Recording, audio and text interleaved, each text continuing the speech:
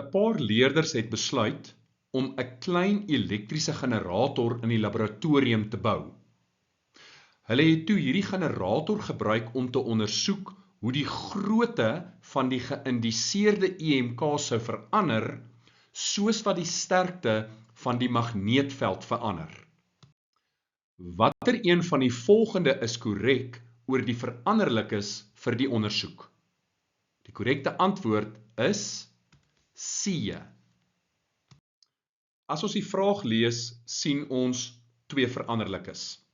Die grootte van die geïndiseerde EMK en ook die sterkte van die magneetveld.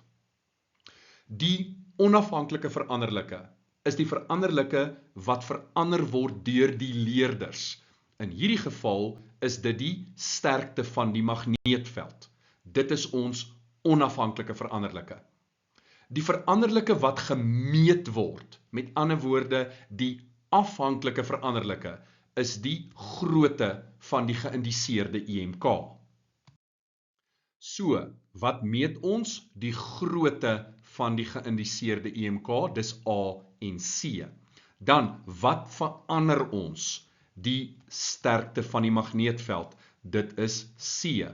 En dan wat die konstante veranderlikes betref, dit is nie die sterkte van die magneetveld nie, want ons verander dit, en dis nie die grootte van die geïndiseerde EMK nie, want ons meet dit, so die korrekte antwoord is C.